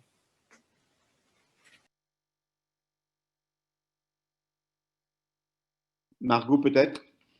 Oui, enfin moi c'est un petit peu pareil que Benoît, je ne suis pas spécialiste de l'infection, prévention et contrôle, donc j'ai pas la réponse par rapport au FFP2 périmé. Voilà, on pourra laisser les références, ou sinon retourner vers vous après avoir demandé à des collègues qui sont spécialistes dans ce domaine-là. Fabien, pour ta question sur la prévention, si on est un petit peu pris au dépourvu avec cette pandémie, qu'on découvre l'intérêt de la prévention, je ne sais pas si c'était exactement ça ta question, mais pour moi, non, je vois que ce n'est pas ça. Donc... Non, c'est une partie de ça. Hein. C'était Okay. surtout de savoir si quand une pandémie existe comme celle-là, et c'est vrai que c'est une des premières, en tout cas, que l'on a de cette intensité-là à notre niveau, finalement, on a l'impression que nos services de santé, d'une manière générale et de santé publique en particulier, sont dépourvus ou sont désemparés, et il n'y a pas de programme qui permette de mettre en route des programmes de prévention, par exemple, je ne sais pas moi, par exemple en visioconférence ou en message télévisé, etc., qui permettraient aux populations, par exemple, de dire tout simplement brossez-vous les dents, c'est pas parce qu'on est en confinement, etc. Et voilà, on a l'impression que tout s'arrête et que tout est centré effectivement sur les masques, sur les mesures d'hygiène qui sont très à la pandémie elle-même. Oui, donc pour moi, il y a un petit peu un problème qui est de nouveau celui des financements publics qui sont fortement décroissants. Et la prévention, c'est vraiment, il faut qu'il y ait un support politique très fort. Il faut que ça soit un engagement des politiques qui poussent pour cela, parce que c'est vraiment une vision de long terme, donc c'est pas toujours compatible avec la vision politique qui est plutôt court-termiste. Donc c'est un point qui est important. Après, pour ton point sur on pourrait avoir des choses toutes prêtes, déjà faites à mettre en place lors d'événements de ce type, c'est tout à fait vrai. On a des plans de préparation pour faire face aux épidémies, mais on voit effectivement que dans les pays qui ont des très bons indicateurs à ce niveau-là en termes de préparation de réponse à des épidémies, on a plutôt mal répondu. Par exemple, les États-Unis, ils ont des très bons indicateurs à ce niveau-là. On voit que leur réponse est quand même compliquée. C'est aussi le cas en France. Et c'est pour ça qu'il y a une revue indépendante qui a été mise en place pour essayer de regarder un peu à tous ces indicateurs et qu'est-ce qui manque dans nos plans de préparation actuels pour pouvoir avoir une riposte plus efficace lors de la prochaine fois. Merci. Ces réponses qui, je pense, en tout cas, moi, elles me confortent dans mon sentiment que nous allons avoir à travailler dans les mois à venir et que ce colloque, dans la continuité qu'il va avoir et dans ce qu'il a déjà engrangé, est déjà source de discussions, de débats nécessaires, en tout cas pour ce qui nous concerne, nous, en France, mais peut-être pas isolément en France. Et c'est l'intérêt de ce webinaire aujourd'hui. J'ai d'autres questions. J'essaye de voir. Non, pour l'instant, j'en ai pas dans les questions-réponses. Il n'y en a pas dans le chat. Peut-être que parmi les conférenciers qui avaient envoyé des informations, vous pouvez peut-être envie de dire plus directement, en parler plutôt que de taper. Je ne sais pas qui veut intervenir. Il y avait Benoît qui avait donné des infos, Anne-Marie, enfin bref. Sylvie, bonjour Fabien. Vas-y. J'ai envoyé un site web canadien qui parle des infections parmi les travailleurs de la santé, puis on parle du fait qu'il y a 20% de tous les cas, en tout cas c'était les données de cet été, 20% de tous les cas au Canada étaient des travailleurs de la santé. Bon, ça c'est tous les travailleurs, c'est pas les différents professionnels, etc. Je peux faire des commentaires, disons, préliminaires sur le risque des dentistes parce que nous mène actuellement une étude de cohorte avec des dentistes à travers le Canada pour investiguer justement exactement ça, c'est quoi le risque d'infection. Donc, on a à peu près 700 dentistes qu'on suit. On va les suivre pendant 1 an. On a déjà commencé ça cet été. Je peux dire que, bon, Benoît a fait référence à l'article qui a été publié il y a quelques semaines, qui était une étude de prévalence en juillet en États-Unis, puis qui disait qu'il y a moins de 1% des dentistes avaient ça. Nous, avec notre échantillon qui est petit, mais quand même, on a très, très, très peu de cas. Je veux pas, on n'est pas, je peux pas dire exactement combien de cas, etc., parce qu'on n'a pas encore publié les résultats, on n'a pas encore analysé exactement qu'est-ce qui se passe, puis parce qu'on collecte des données chaque mois pour voir des données que les dentistes nous donnent en questionnaire eux-mêmes, mais aussi on collecte des échantillons de salive aussi pour essayer d'identifier les cas sans symptômes. Et donc, voilà, mais je peux dire qu'il y a très, très, très peu de cas des dentistes dans cet échantillon où on étudie l'incidence. Voilà. Merci. Il y a Sylvie Azogui qui voulait prendre la parole. Sylvie, ton micro est ouvert. Oui, merci.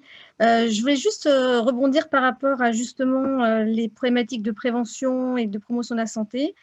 Et justement, par rapport à cette épidémie, j'aurais bien aimé avoir le point de vue de Benoît et de Margot concernant justement cette diffusion des messages de santé qu'il semble extrêmement difficile finalement à recueillir l'adhésion des populations. Et ça interroge justement à la fois sur les stratégies de prévention et de promotion de la santé, même dans d'autres pathologies que les épidémies.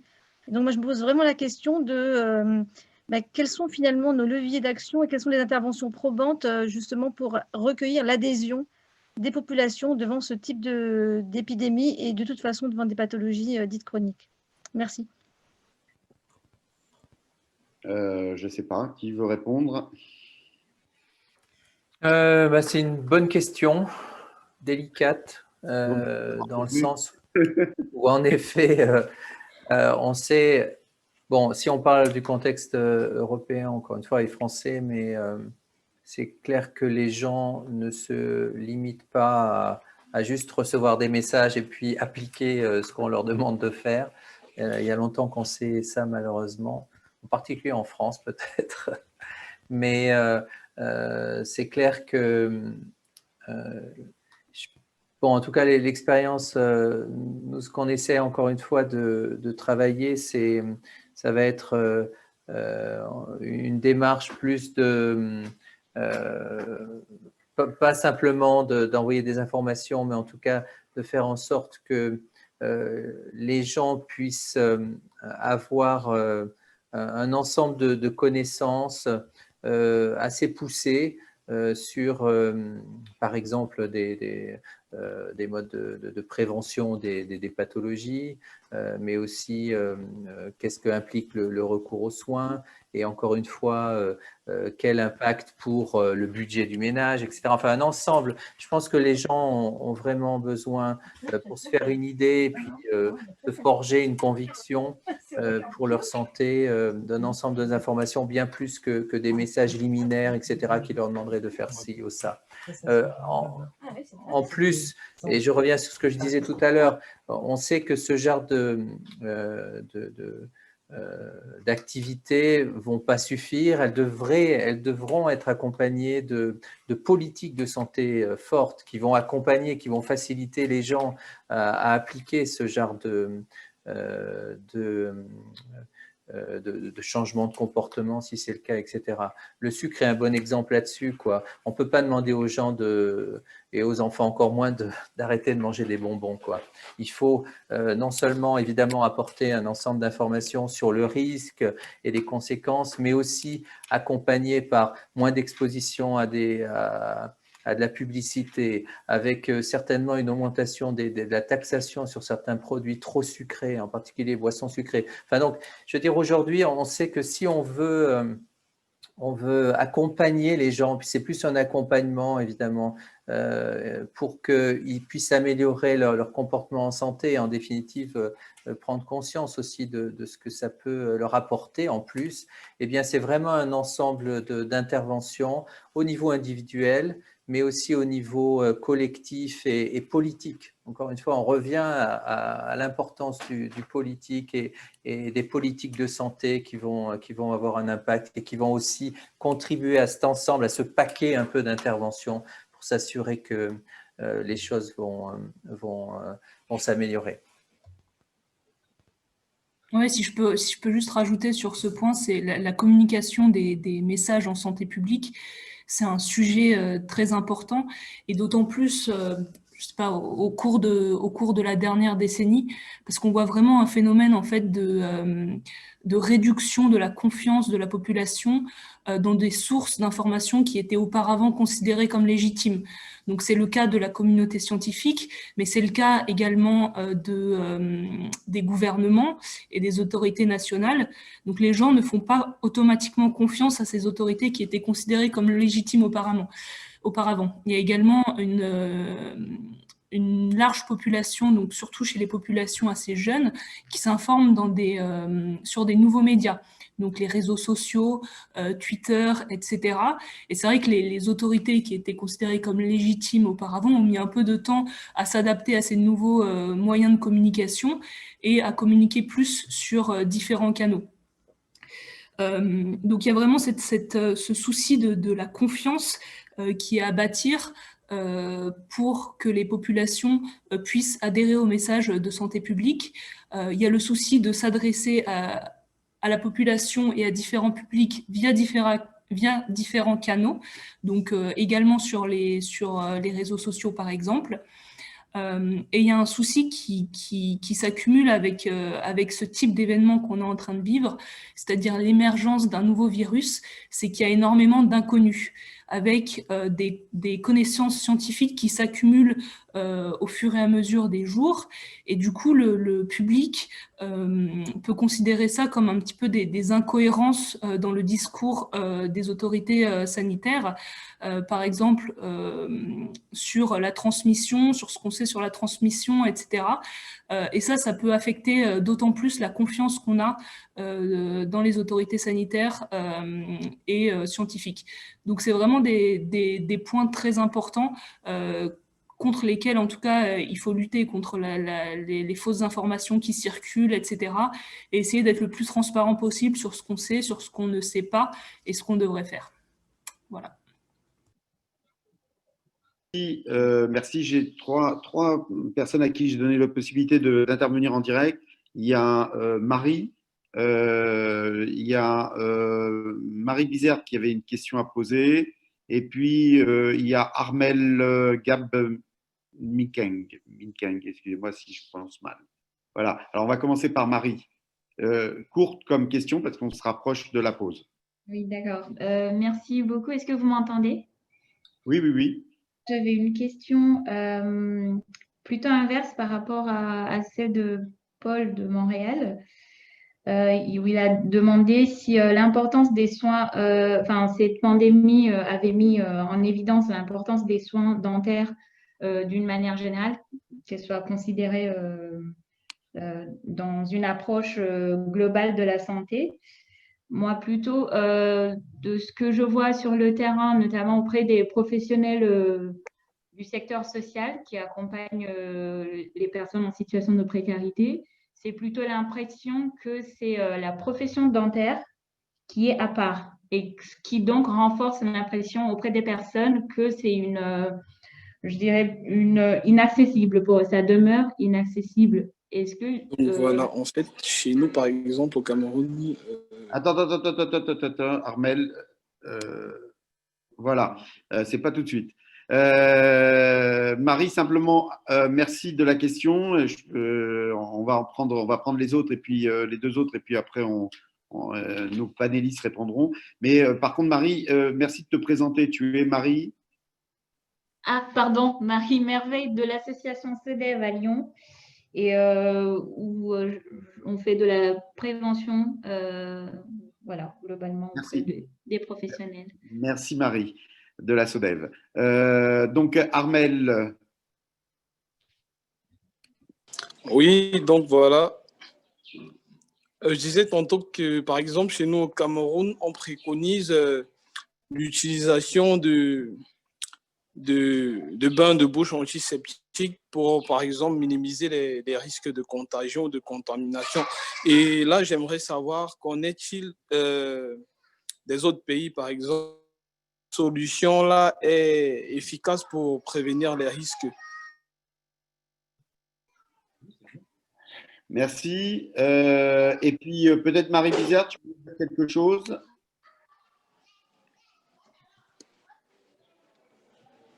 Marie Bizert. Marie Bizert, ton micro est… Entendez? On t'entend. C'était juste un petit retour d'expérience pour parler de la prévention et de ce qu'on a vécu en tant que QRPS, donc en tant que représentant des professions libérales. Il y a un point en termes de santé globale ou santé générale qui a été positif, entre guillemets, dans cette gestion de crise, c'est le travail interdisciplinaire et le fait que de travailler avec tous les autres professionnels de santé, on a quand même réussi à remettre la santé dentaire en avant parce que notamment les médecins, on a beaucoup manqué aux médecins quand on était fermé et qu'il y a eu une vraie prise de conscience de tous et de l'ARS comprise que la santé dentaire faisait partie de la santé générale. Et ça, c'était assez nouveau dans les discours et dans les attitudes. Voilà, donc c'était ce petit point-là. Et après, retour au libéral aussi.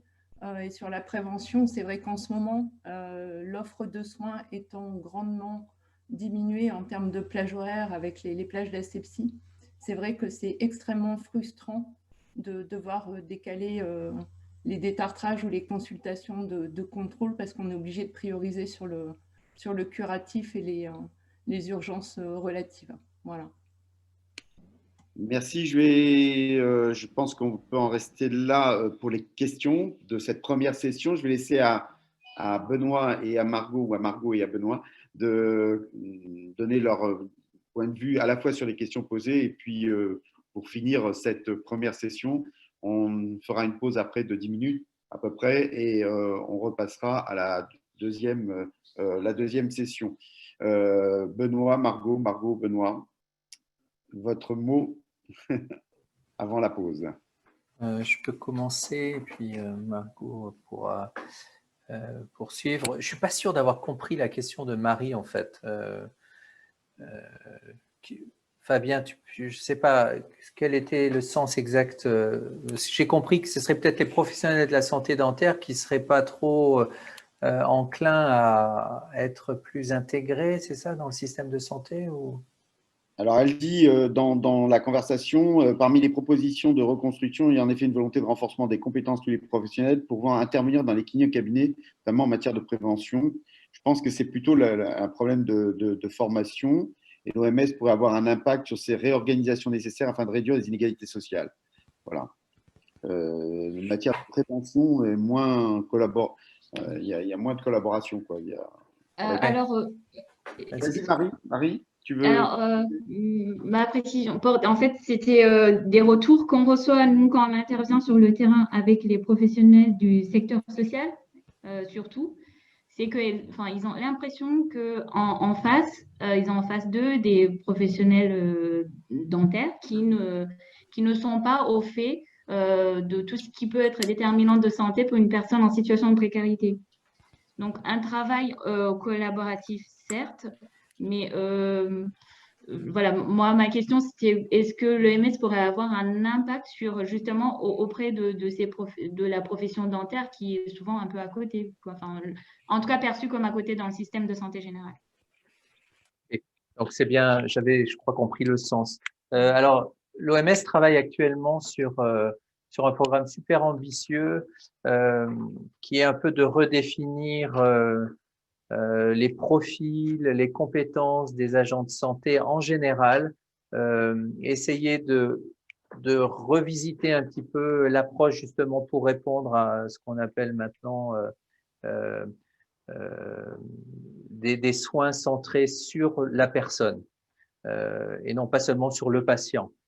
C'est vrai que jusqu'à présent, on avait l'impression que c'était plutôt le système de santé valable pour les soins dentaires et pour le reste aussi, c'est centré sur le médecin et centré sur le dentiste qui a vraiment jusqu'à présent un rôle quelque part dominant un peu sur la décision de soins, sur l'approche thérapeutique, etc.